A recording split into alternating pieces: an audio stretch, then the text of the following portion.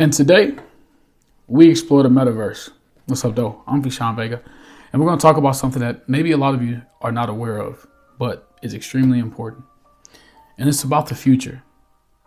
And I truly feel, based on my professional and personal perspective, that it's going to change everything in how we move, how we buy, how we sell, how we build relationships, how we think about relationships, how we think about identity. So let's jump into it.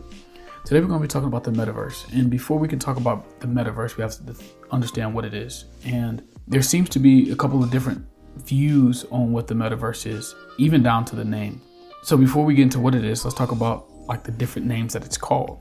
I am using the term metaverse because it seems to be what's widely used in society.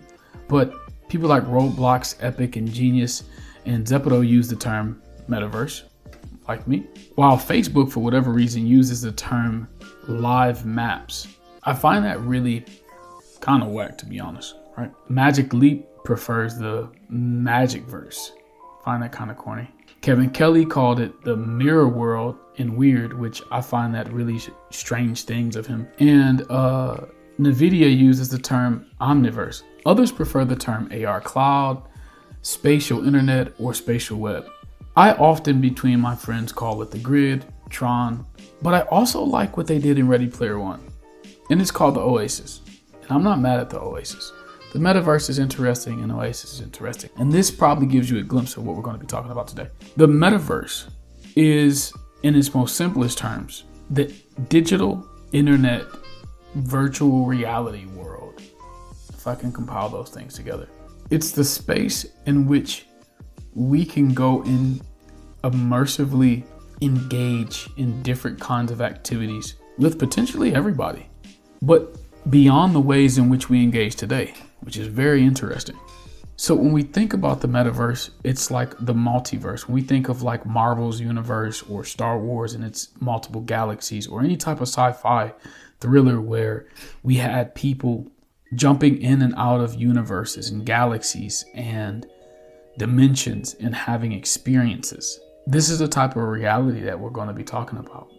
Being able to have different personalities and perform with different powers, with different motives, for different reasons, under different genders, under different beings, possibly creating completely new entities, being able to immerse ourselves into Call of Duty and Fortnite. In a Medium post by Scott Brook in February 26, 2020, last year, he said, and quoted some people, said, Epic Games CEO Tim Sweeney, most known for Fortnite, he's the creator of Fortnite, predicted in 2017 that we were 3 years away from the beginning steps of the metaverse, and homage to the virtual reality of human-controlled avatars in the 1992 sci-fi masterpiece, Snow Cross. Loosely stated, the metaverse is a term that has morphed since publication of Snow Crash into a catch-all pop culture reference of a gaming universe where characters play and mingle socially in a mirror world of reality.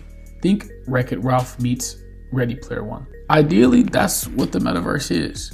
We'll have the ability, ideally, to have these flexible identities. Flexible identity is very interesting, and I think I will dive into that a little later in the season. But flexible identity, being able to be whoever you always pictured yourself, or maybe never even imagined. In this universe, I think this technology is going to and has created an opportunity for new types of careers and pushing our imagination, which means if we're going to have new universes and we're going to have new worlds, we're going to have new space. That means we need people to build that space. We need new people with imaginations to think beyond what we've been able to create in this dimension, in this experience. And those people for now are called world builders. World builders are people who are architects in the space of the multiverse, in the metaverse. And that brings up another question. Is there a difference between the metaverse and the multiverse? Does the metaverse have a multiverse? I personally think it does. Then you have, if we are building software and worlds in the metaverse, what's going to power that? And there seems to be a battle between two big engines. Engines are the power and the software, the mechanisms, the machines that build universes, build worlds, they're world engines. And you have Unity and you have Unreal Engine. Unreal Engine is with Tim Sweeney, and this is the engine that built Fortnite and builds other things. And right now, real time, these engines are able to do things like create worlds for on-film productions, for real life creations, merging live action actors into a digital space that shows up on camera real time. Really cool stuff. I think another question we have to ask is when? When is this going to be available? Ironically, it's ready right now. If we look into space, there's so many things that is happening that has invited and created a culture in business where people can begin to buy land in a multiverse, buy buildings, NFTs, something that lives in a multiverse. And that brings us to the question, like being able to buy and transfer real things into the metaverse and multidimensional or virtual things outside of the metaverse into the real. And then that brings up money. Like, how do you buy things in the metaverse? And this is where crypto becomes important. You have crypto, Bitcoin, Ethereum, Doge, a multitude of different coins. BitClout, where people are making their own social coins. I think this is something that our youth should really be thinking about, becoming world builders, architects. How do we become entrepreneurs? What do we buy and sell in this space? I'm really excited about it. Me and my daughter, Avi, has really been exploring where is our space in the metaverse. Here's what a few industry leaders have to say in the metaverse in some quotes from Forbes. Forbes starts off this article by asking a question. How would you define the metaverse? Is it one metaverse? Is it multiple metaverses? Is the term metaverse the term we should use? Is the metaverse here, or is it being created? So many questions arrive when one is asked to define the term metaverse. Defining the term in 2021 is not a simple task. I agree. Jason Warnk, Senior Managing Director of Global Digital Experiences, lead at Accenture, says, we coined the term the ninth floor at Accenture, where we are building our global virtual world for our more than 500,030 people and rapidly growing. Can engage in whole new ways as we have never really had a single corporate campus headquarters. Claire Kimber, she's from the Group Innovation Director at Posterscope, says, I think the metaverse is an all-encompassing space in which all digital experiences sit. The observable digital universe made up of millions of digital galaxies.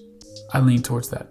Piers Kicks, investment team at Bitcraft Ventures, says, the metaverse, a persistent live digital universe that affords individuals a sense of agency, social presence, and shared spatial awareness, along with the ability to participate in an extensive virtual economy with profound and societal impact.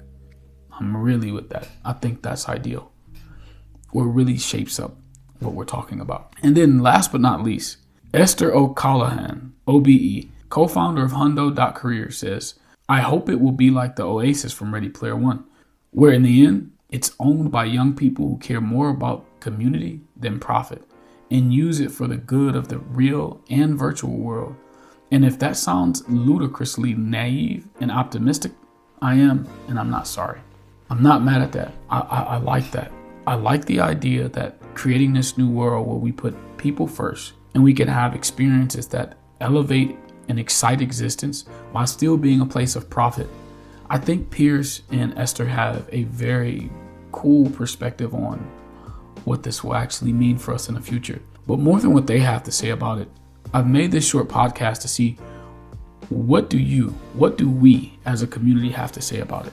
How do we feel about this idea of literally being able to define, design, and repeat the creation of our reality? Who do we become? Who are we in this space, in this meta space? And I know right now you might be thinking, that's I'm not playing a video game. But remember, Ready Player One, this is a complete immersion. We already have the Oculus, a headset that we put on and we immerse ourselves visually and audibly into a space. There are suits being made right now that you can invest in and have this year that attach to you, that give you sensation about what's happening in the metaverse. There's a harness that will literally hold you as you run and jump and play in the metaverse. I think we are so much closer and will be immersed in a reality more like Ready Player One and the Oasis than we realize. And because it's some place that we're going to have to exist with each other, we should take the responsibility of becoming educated, realizing in what different spectrums things will be needed, where we fit, who we can be, and preparing to design ourselves in that space and be a part of that community. Like Esther said, I think it's a place where young people who care more about community than profit should control that space. And I think we can do it. I have a lot more to say, but a note to last week's podcast about Clubhouse. I think things like Clubhouse is pushing us and going to be a big player in the space of the metaverse. And I think it's preparing us to get ready for it. It's looking about that time, and I'd like to thank you for yours. Please like, share, and subscribe if you haven't already. I'm FaShon VEGA, and this is Great by Design. As always, define, design, repeat, lead strong, be now, think great.